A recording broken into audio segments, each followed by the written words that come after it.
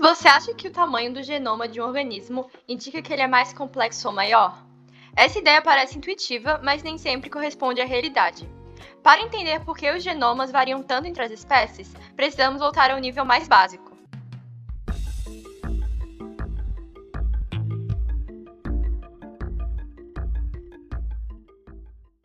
Quando reunimos todas essas sequências, tanto as que codificam proteínas quanto as regiões regulatórias e não codificantes, temos o genoma, que corresponde ao conjunto completo do DNA de um organismo, que pode se organizar de formas distintas.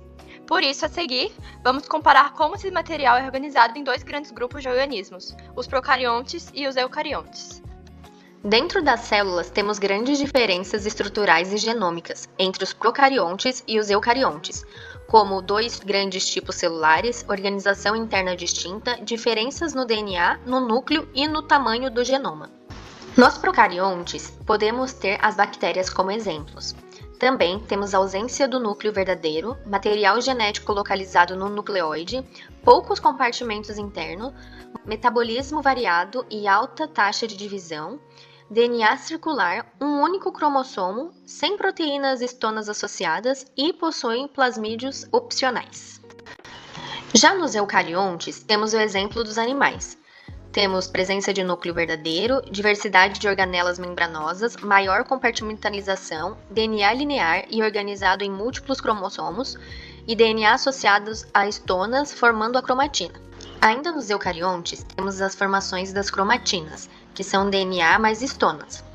Tem duas formas da cromatina, a eucromatina, que é ativa e menos condensada, e a heterocromatina, que é inativa e mais condensada.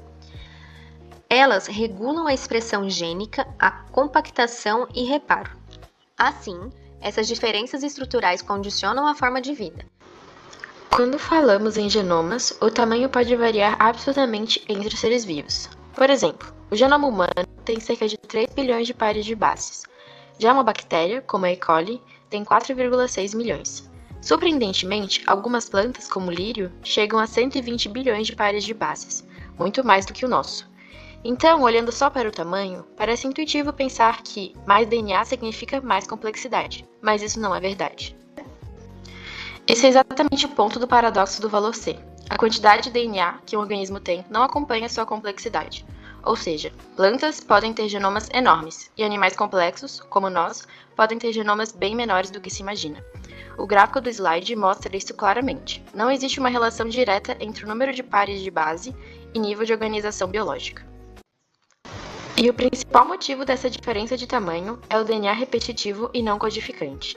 A maior parte do DNA de plantas e animais não serve para produzir proteínas.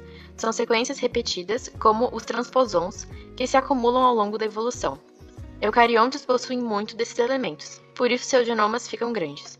Já os procariontes quase não têm DNA repetitivo, então seus genomas permanecem compactos e eficientes. Esse DNA ocupa espaço, aumenta o tamanho total do genoma e não aumenta a complexidade do organismo.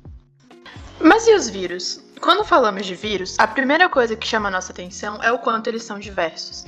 Enquanto células vivas como as bactérias, animais ou plantas têm praticamente sempre DNA como material genético padrão, os vírus podem usar DNA ou RNA, e esses materiais podem estar organizados de várias formas. Existem dois tipos principais de genomas virais: o DNA, que pode ser de fita simples ou dupla, e o RNA. Ele pode ser tanto de fita simples ou dupla também. E o RNA de fita simples, ele pode ser positivo, que ele vai funcionar como um RNA mensageiro que já está pronto para tradução, ou negativo, que ele vai precisar ser convertido em RNA positivo antes de ser lido. Os vírus são tão variados porque eles dependem totalmente da célula hospedeira, então eles vão escolher o tipo de genoma que é melhor para ajudar no parasitismo deles.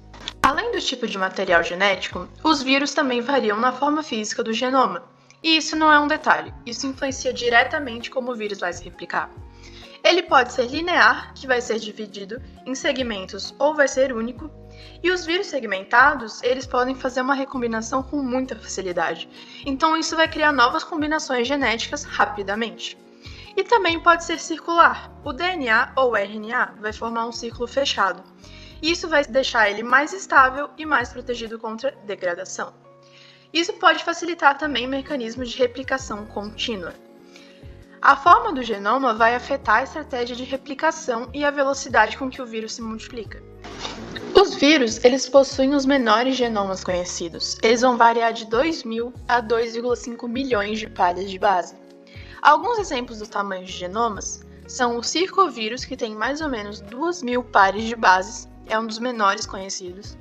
O SARS-CoV-2 tem 29.000 nucleotídeos e o Pandora vírus tem aproximadamente 2,5 milhões de pares de base e é considerado um vírus gigante.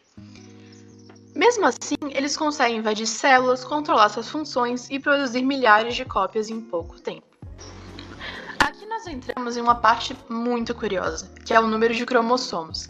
Ele varia muito entre as espécies e não segue nenhuma lógica de complexidade. Alguns exemplos curiosos, por exemplo, temos os fungos, que pode variar de 3 a 20 cromossomos em um genoma haploide. A mosca da fruta tem apenas 8 cromossomos, e nós humanos temos 46 cromossomos. A carpa tem 104 cromossomos, uma borboleta tem 380, e a samambaia tem mais de 1.200 cromossomos. Mas então, por que esse número varia tanto? Durante a evolução, podem acontecer diversos fatores que vão mudar o número de cromossomos. As fusões cromossômicas, como por exemplo o nosso cromossomo 2, que é resultado da fusão de 2 cromossomos ancestrais. Podem ocorrer também quebras e fragmentações. A poliploidia, que é mais comum em plantas, quando um organismo possui mais de 2 conjuntos completos de cromossomos. Podem ocorrer rearranjos estruturais ao longo da evolução, que vão mudar a quantidade dos cromossomos, mas não vão alterar drasticamente o conteúdo do DNA. Então não existe um número ideal de cromossomos. Cada espécie encontrou um jeito próprio de se organizar e organizar seu material genético ao longo da evolução. Mas então, o número de cromossomos indica complexidade biológica? A resposta é não. O número de cromossomos não indica complexidade evolutiva, tamanho do genoma e inteligência. Um exemplo claro disso é a samambaia. O importante não é a quantidade de cromossomos, mas sim como o DNA está organizado. Não significa que as plantas superaram os animais na escala evolutiva, significa apenas que elas acumularam muito DNA repetitivo e têm um histórico de muitas duplicações genômicas.